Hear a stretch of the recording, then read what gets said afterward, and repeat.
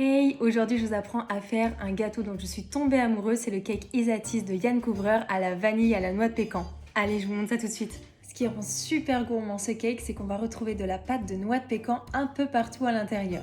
Et pour réaliser cette pâte, c'est très simple, on va prendre 100 g de noix de pécan que l'on va faire torréfier pendant 15 minutes à 175 degrés. Une fois les noix de pécan torréfiées, on va les placer dans un mixeur et on va mixer jusqu'à obtenir une belle pâte bien lisse. Alors au début vous n'obtiendrez qu'une poudre qu'il faudra souvent ramener au centre du mixeur, mais progressivement l'huile contenue dans les noix de pécan va ressortir et va permettre de former une pâte. Il faut juste être un petit peu patient.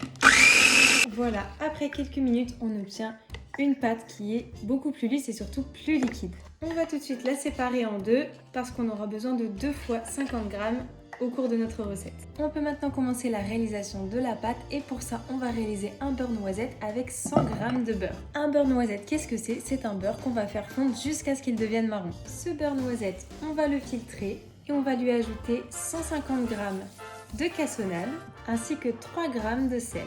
On mélange le tout. On va ensuite ajouter 50 g de pâte de noix de pécan ainsi que 2 œufs entiers. Et on mélange tout ça.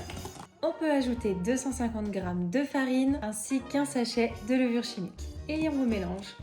Si ça devient trop compliqué avec le fouet, n'hésitez pas à utiliser une maryse. On va maintenant ajouter 20 cl de crème liquide entière. Mélanger la pâte bien évidemment.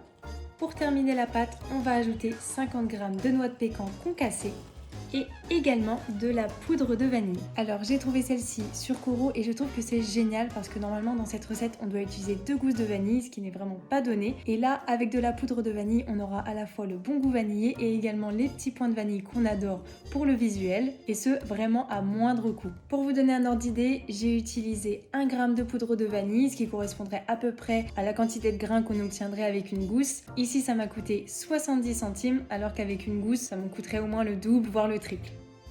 Les noix de pécan et la vanille étant ajoutées, on peut terminer le mélange de notre pâte. On peut la verser à l'intérieur de notre moule à cake. On égalise un petit peu le tout et on peut enfourner 1 heure à 145 degrés. Pendant que le gâteau cuit, on va préparer la ganache à la vanille et pour ça on va faire chauffer 100 g de crème liquide entière. Dès l'apparition des premières bulles, on peut retirer la crème du feu et ajouter 200 g de chocolat blanc. On va laisser reposer 2 petites minutes le temps que la crème fasse fondre le chocolat blanc. On peut ensuite mélanger et rajouter encore 1 g de poudre de vanille.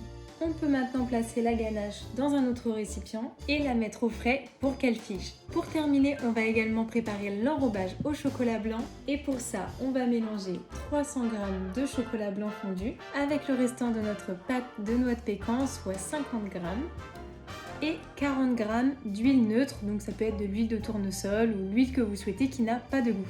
On mélange. Et voilà, notre enrobage est prêt, on va le réserver sur le côté. Maintenant que la ganache a figé, on va la placer dans une poche à douille et on va en déposer une couche sur tout le dessus de notre cake. Une fois que c'est fait, j'égalise le tout avec une spatule.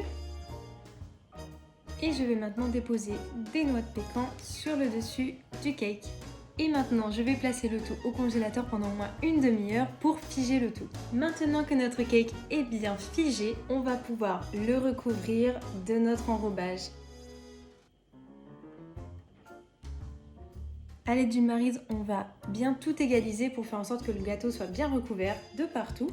Une fois que c'est fait et pour aller vraiment jusqu'au bout dans la ressemblance, on va saupoudrer encore une fois d'un petit peu de poudre de vanille sur le dessus du gâteau. Et encore une fois, c'est là où on est content d'avoir de la poudre de vanille plutôt qu'une mousse. Et voilà, je vais laisser le gâteau figer pendant 1 heure au frigo pour que l'enrobage soit vraiment dur. Et on se retrouve juste après pour la dégustation. Et c'est parti pour la découpe.